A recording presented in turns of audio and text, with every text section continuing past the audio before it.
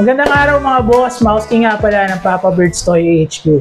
So ngayong araw, ayan, napapansin nyo, meron tayo ditong mga custom action figures mga boss. Ayan, nasa table natin lahat. May bisita kasi tayo ngayon sa headquarters natin. Isa sa mga mabuti nating kaibigan sa toy community na mahilig at magaling magawa ng mga custom action figures kagaya nito. Nakikita nyo sa table. So, mamaya, titignan natin kung ano ba tong mga figures na to, paano ba to ginawa. So, nandito yung gumawa nito actually ngayon sa headquarters natin, nandito sa bahay. So, pinapakilala ko sa inyong lahat, si Brother Mel Andaya, fresh from Cavite. Ayan. Brother Mel, pasok! No!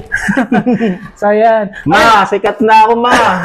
Nasa internet na ako. Yan. Brother Mel, una sa lahat, welcome sa Papa Bird's Toy HQ sa headquarters. Yan ang sabi ko sa iyo kanina, isa ka sa mga unang nakapunta dito sa headquarters natin. Pioneer, pioneer. Tsaka doon pala sa mga sa mga followers ng page, even doon sa yung first page natin na nahack, isa si Brother Mel, or actually si Brother Mel yung unang-una kong in-interview sa page. Kung naalala nyo, last year. Nag-ano kami nito sa live lang, no? Kaso medyo mahina yung internet na putol. So sa wakas, eto, in the flesh, nakapunta si Brother Mel dito. Matutuloy na namin yung naunsyamin namin interview nung saka yun, kasi kalahati pa ganun hindi pa tayo yung Di pa namin alam kung paano yung orientation nun sa video. Tama. So ayan. Maraming salamat ulit sa pagpapa-unlock. Yun, dinala mo pa yung mga custom action figures mo dito. So ayan, para sa mga hindi nakakaalam, Brother Mel, magpakilala ka muna sa mga tao sa toy community. Hi, good day sa inyo. Ako nga pala si Mel Andaya from Kaloy Toy Photography, and yung isa ko pang page which is yung sa custom ko, yung Raw4 Studios. Raw4 Studios. Bago ba yun? Actually, sabay ko sila na-create Last year lang din. So, yung Kaloy Toy Photography sa Toy Photography ko lang. Ayun yung dating in-interview kita. Yes. Tapos, Raw4 Studios para dito sa custom figures naman. So, bukod pala sa pag-custom ng figures, nag-toy photography ka rin. Yes. Okay, ayos.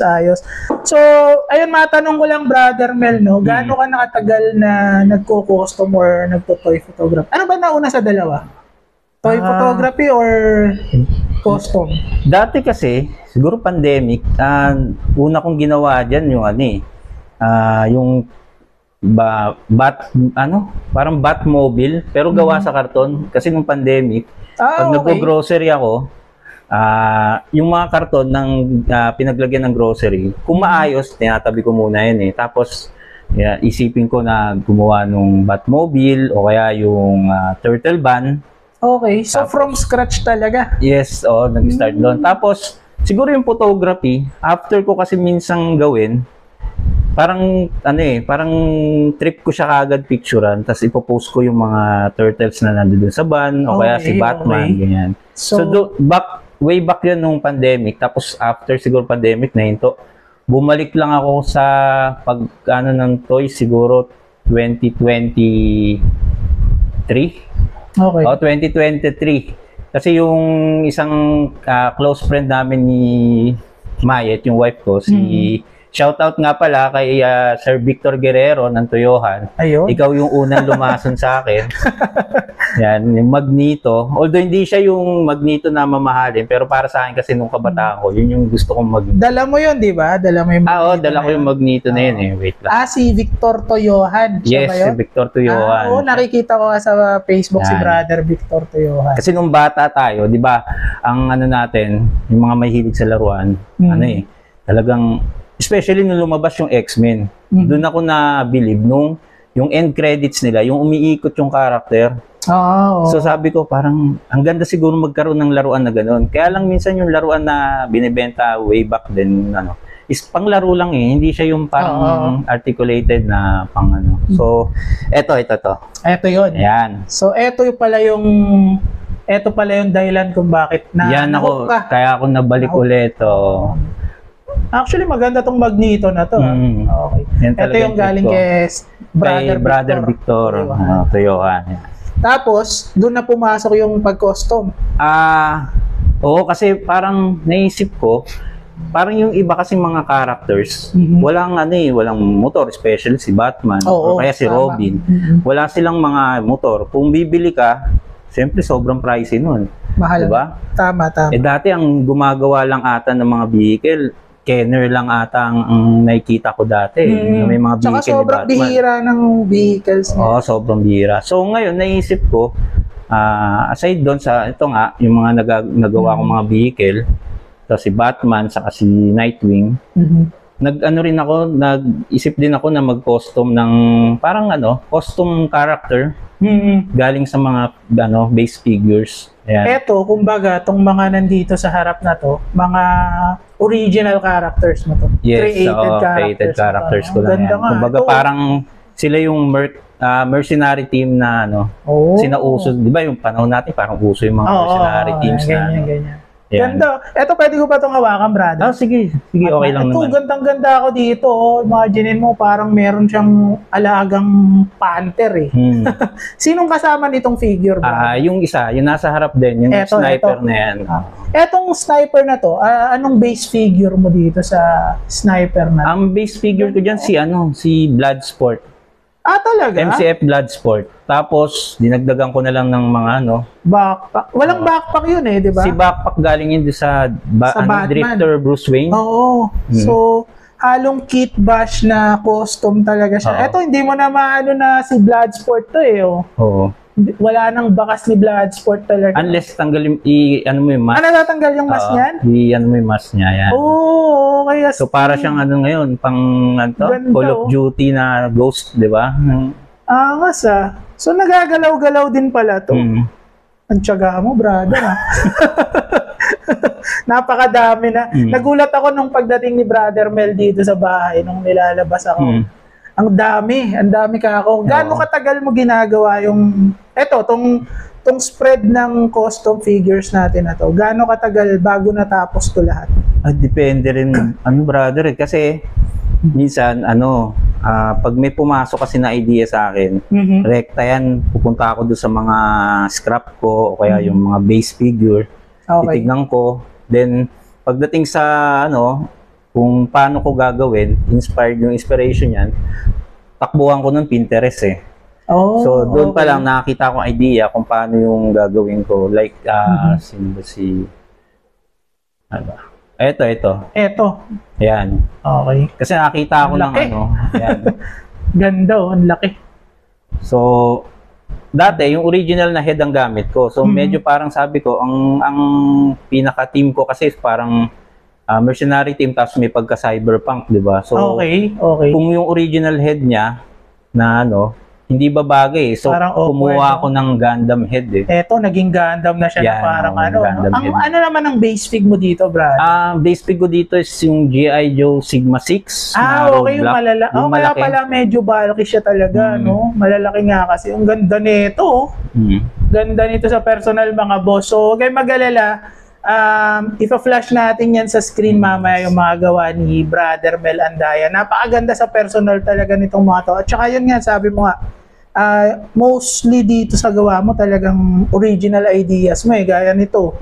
Parang wala pa akong nakitang figure na ganito. Ito, talaga. Ito, ang ganda din, oh. Scratch, talagang galing sa scrap lang talaga ng Gundam. Lahat to? Lahat. Galing sa scrap? Oo, galing sa scrap. Imaginein mo, paano mo napagsama-sama yan para magmukhang ibon?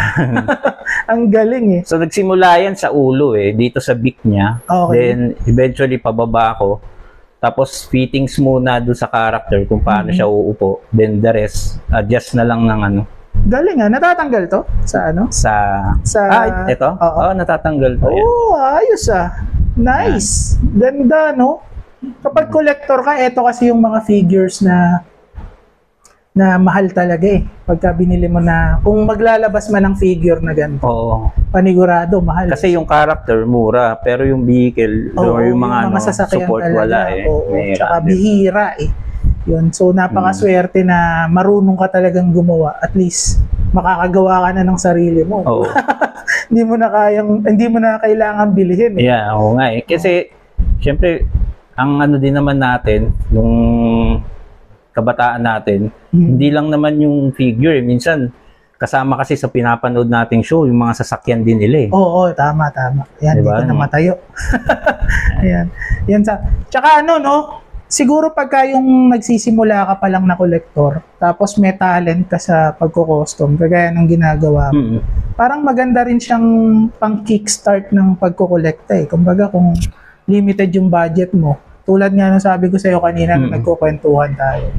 As a seller, ang dami kong nakukuhang item na bali yung kamay, bali yung paa, Oo, yun. putol yung ulo. Sa ginagawa mo kasi kagaya nito, pwede mo silang pagsama-samahin. Oo, Pwede mo pang mas pagandahin eh. Kumbaga eh, di ba? So makukuha mo siya ng may damage tapos mafi-fix mo siya. Mas maganda pa minsan. So siguro maganda ring idea 'yon para sa mga nag-i-start na mag-collect na kung wala ka pa talagang budget at may talent ka naman sa pagkukulay, paggagawa, parang pwede mong simulan sa ganun. Ano? Pwede.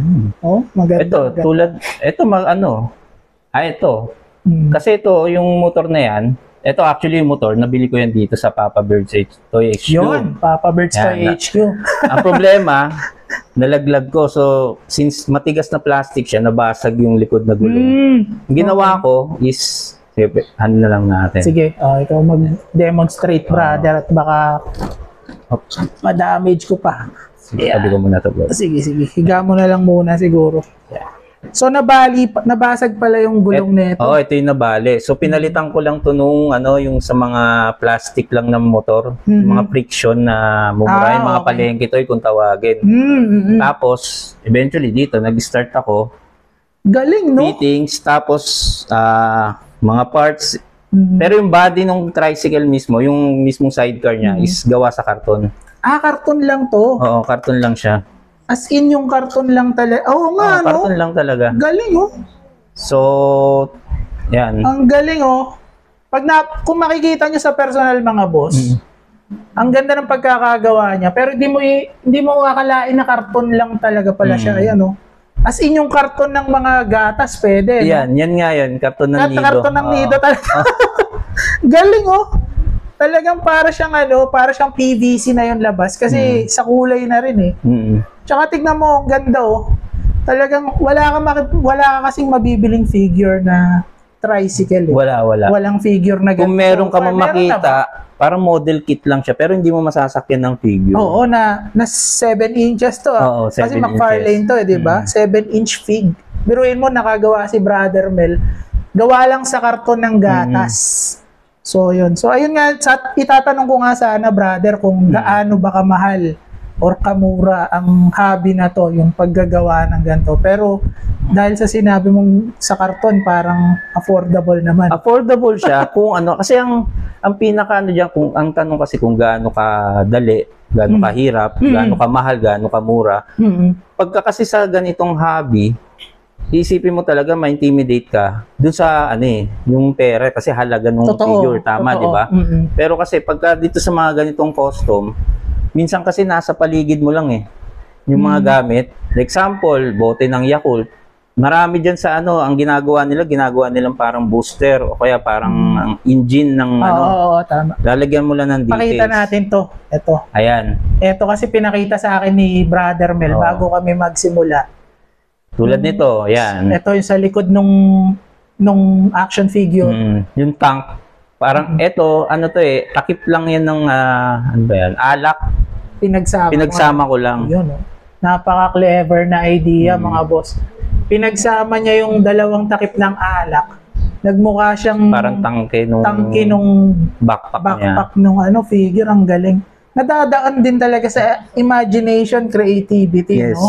So, siguro ang take away natin doon, hindi mo kailangang gumastos ng ganong kamahal para magkaroon ng magagandang figures kagaya. Ito kasi imagine niyo, pag nakita niyo sa personal, di niyo aakalain na gawa siya sa karton ng gatas, eh. Kasi tignan mo, tricycle, eh.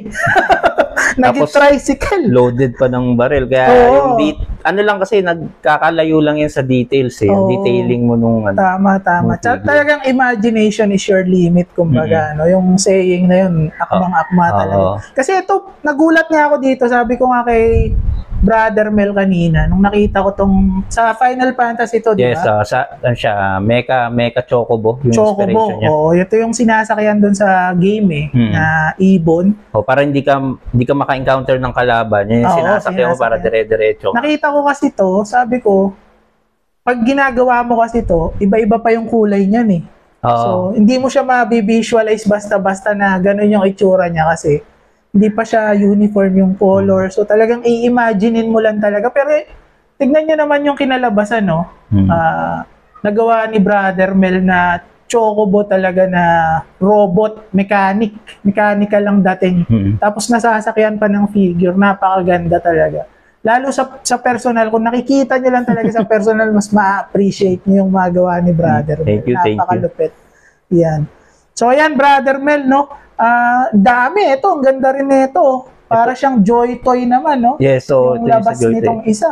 Parang ang ano ko ata dito, una kasi ito nakuha ko figure ng Fortnite. Tapos ang bala ko sana dyan, simple lang eh, parang siguro parang ano lang din, gagaya ko lang siya sa tank yung ito, itong tank na to. Kaya lang, napansin ko, nung siyempre, Pinterest ulit ako, na-encounter ko si Joy Toy. Tapos sinearch ko yun, sabi ko, napakamahal. Mahal nga, Ang mahal sakit sa din. dibdib. Mahal din ang Joy Toy talaga. Sabi ko, total naman, dati din naman nung college ako din, after college, nahilig din naman ako sa Gundam. So, may idea ako na kaya sa mga Gundam parts yung parang mala Joy Toy or parang mech suit. Ito parang mecha talaga, natatanggal to, di ba? Ayan, no? So, ginawa mo, bumili ka ng 3.75 na figure Fortnite. Okay, tapos eto from scratch talaga to, no? From scratch to. Galing. Ang ano lang dito, ito lang kasing half niya. Ano ko lang. Sorry. Ayan. Reflex ko Ganda, lang. oh. Ito kasing half niya, Gundam talaga yan, yung sa Okay. ano. Pero itong ano, kailangan kong i-modify, parang nakaano sa kanya. Pwede siyang sumakay. Para Ganun masakyan, pa din, no? para So, masakyan etong siya. nasa ibabaw, yung upper half, kumbaga, kinostomize mo talaga para Yes. malagyan ng 3.7. Ng Swak yung 3.75 eh, oh. Swak na swak. Yan. Mas. Ano to eh, nakita na rin to, na-post ko na rin ata to sa page ko eh. Ganda, Ayun, ganda. ayusin ko, Tapos, ano lang kasi nito, kasi syempre ito yung mga una kong gawa, yung articulation nung arms, Oo. hindi pa talaga ganun nagagalaw, bro. Parang So, parang pang ano lang siya. semi-statue siya. Parang ganun. Semi-statue. Pang ano lang, pang display lang. Galing eh. Yung mga motor, nabilib din ako sa mga motor mo kasi usually, bibili ka dyan mga motor na diecast na ano eh. Ito, mga motor na ginamit mo dito yata parang yung mga Same mga, din yung ano, no? palengke toy na toys na sinasabi medyo nila. affordable. Pero kinulayan mo, nagmukha siyang mamahalin eh. Oh. Pwede ko bang kunin to, Sige brother? bro. Ayusin ko lang ito isa. Tignan natin to. Ito kasi nagaganda na ako sa pagkakabanat ng kulay ni Brother Mel dito eh. Ayan. Tingnan nyo naman, oh. Ito, familiar ako dito, Gundam to for sure. Yo. Gundam part to. Ayan, oh. Ang ganda kasi ng idea ni Brother Mel. Ayan, oh. Ito yung mga motorcycles na nabibili natin na medyo affordable. Gawa siya sa plastic. Yes, Pero ginawa mga ni friction. Brother Mel, dinagdagan niya ng ibang parts para magmukhang mas futuristic. So ano yun eh, Futuristic siya. ang ginawa ko dyan, para siyang ano eh, yung Harley Davidson ba yun na naka-ano? Lowrider. no? Lowrider.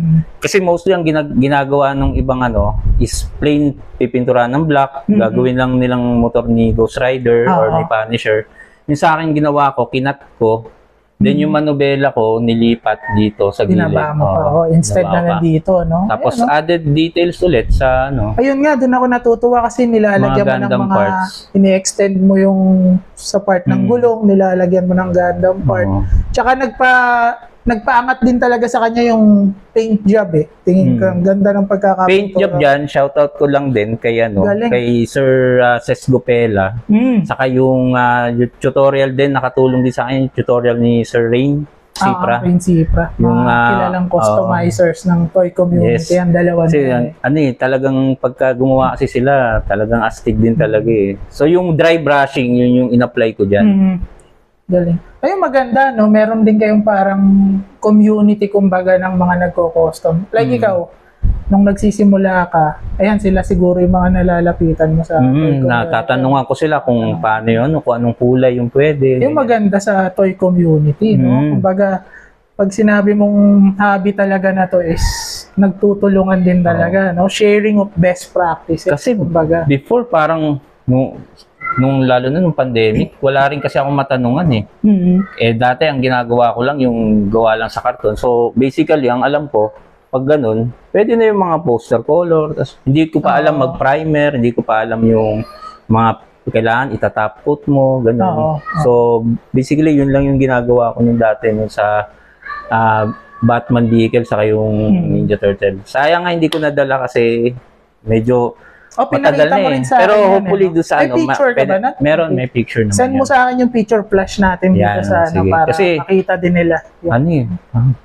2020? Ano bang ito? Ayun yung ano, talagang purely made of cardboard lang, yun, no? Yung cardboard sinasabi lang. mo. No? Yung, Cardboard, glue gun, tapos masking tape. Yun lang yung ginamit ko ng pandemic eh. galing. Pero kung bibilin mo yun, napakamahal ng mga lalo na yung vehicles turtle ban, yung last mo, di ba? Yung last live mo, nandun yun. Medyo lason talaga eh. Kaya pagka nakagawa ka ng ganun tapos maganda yung kinalabasan, talagang fulfilling talaga, no? Yun. Yung kasing customizing para sa akin, parang ano siya eh.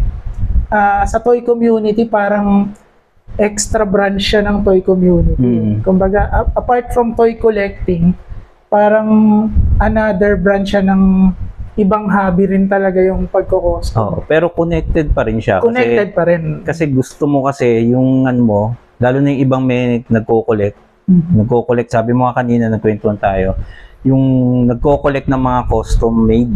Kasi ang gusto kasi ng mga collector ng ganon is sila lang yung meron nun. As in 1:1 lang talaga. Tama. Yung gawa nun. So, ayun, basically, ayun yung ano ko, naisip ko lang. Ganda. Kudos sa'yo, brother. Napakalupit ng mga gawa mo. Thank you. Ito pa pala, ano ko din. Kasi ito, isa rin to sa mga ano ko yung nagustuhan ko din na gawa dati. Ito. Okay. Yan yung Ganda G.I. Joe. G.I. Joe yan na, mga pang-tank yan. His tank? Parang his tank. Hindi ba? Hindi eh. Pero ang ginawa ko dyan, hindi kasi kasya to, itong Halo figure. So, ang ginawa ko is, kinat ko siya in half, then naglagay ako ng karton sa ilalim para mukha siyang lumapad. Oo, para sumakto tong figure para na to. sumakto tong figure na to. Ayun pala, brother, kasi yan, kinukwento mo nga na nagpuputol ka ng figures, parang nagsisira ka ng laruan.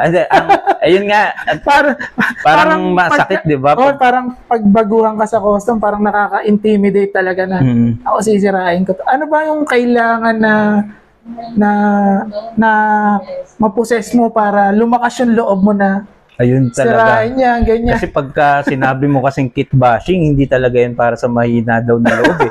Kasi sisirain mo nga talaga yung figure eh, di ba? Pero kasi din dito, lalo na ngayon bro, yung ano natin, yung panahon natin ngayon. Syempre may marami namang makukuhanan din ng murang fig eh.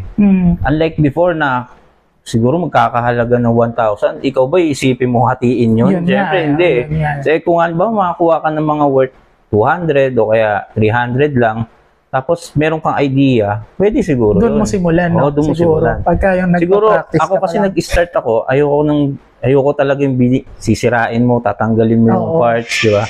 So, ang ginagawa ko, more on, nag-iisip na lang ako paano siya lagyan ng armor, di ba, mga ganon. Okay, sa simula pero, pero nung, nilalakasan ko na yung loob ko. Medyo confident ka na. Oo, kasi nalalaman ko na kung paano putulin ng maayos, yung malinis, yan, na by the help nung kay Sir Ses, alam ko na yung pagdi-drill, di ba, kailangan maayos yun. Kasi unlike kay Sir Ses Gopela, yung figure niya is playable pa din eh. Sa akin kasi nag-start pa lang ako. So, basically yung iba, naka-glued pa eh. Kumbaga parang pang-display ko muna siya. Okay. So, pero hopefully, aralin ko paano rin talaga yung step by step, no? playable. Importante din talaga yung ano, no, yung kumbaga yung circle nyo ng mga nagko-custom, no? Pag, lalo siguro pag nagsisimula ka, Oo. napaka-importante nung may natatanungan ka, ano mga ganun. Saka ano bro importante din kasi sa community, halimbawa nag-start ka, starting from zero. Pag meron talaga isang naniwala sa'yo, kapitan mo na yun eh. Oo, totoo. Kasi, di ba, yung isang naniwala o yung unang naniwala sa'yo, yun din yung huling pwedeng hindi maniwala sa'yo eh. Totoo. Sa dulo. Ganda nun. Oo, yun eh. Kung halimbawa ganyan, eh, naniwala sa'yo, tuloy mo.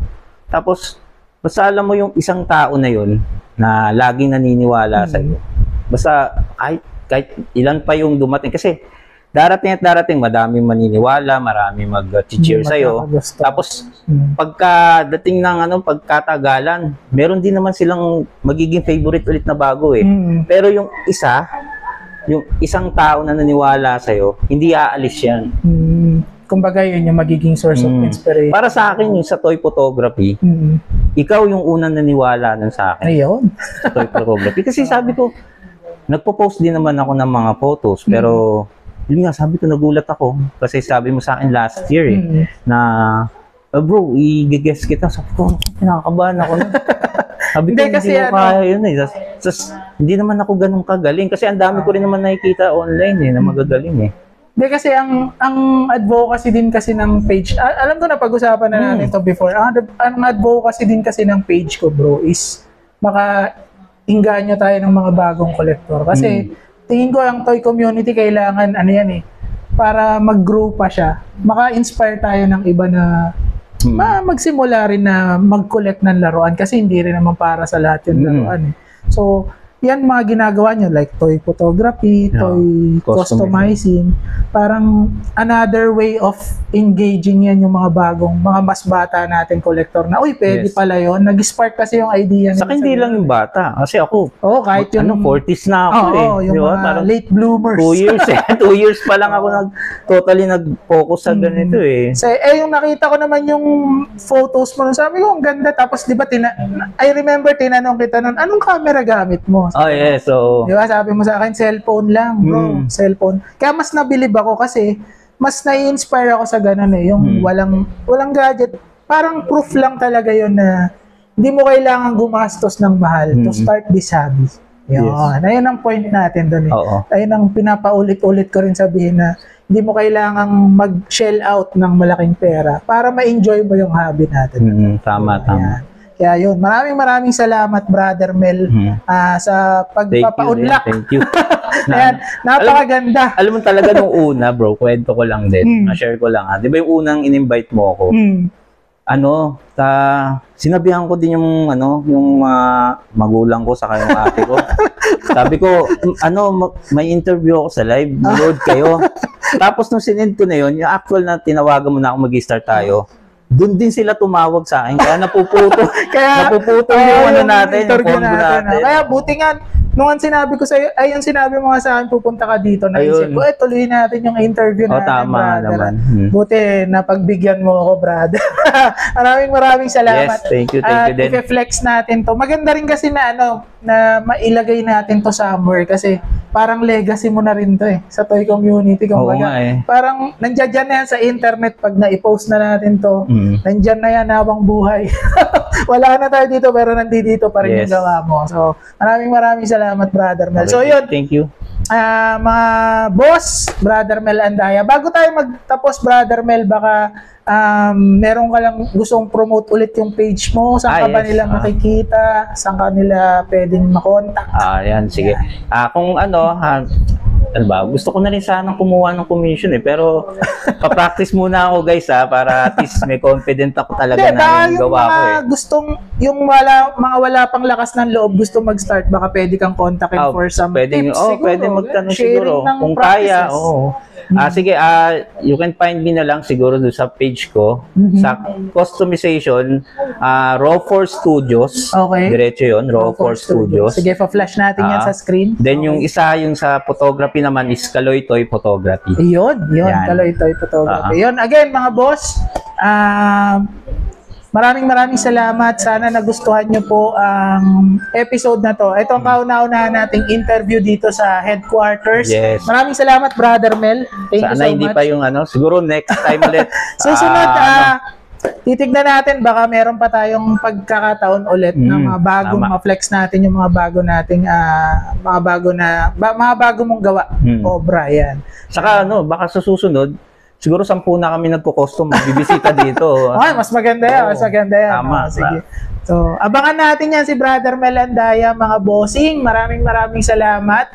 So, ayan, yung mga hindi pa po naka-like and follow sa page, Papa Birds Toy HQ po, paki-like and follow. Yes. Muli po, ako po si Mousty at Melandaya. Melandaya. Magpapaalam na po muna kami. Maraming salamat po. Bye-bye! Yeah.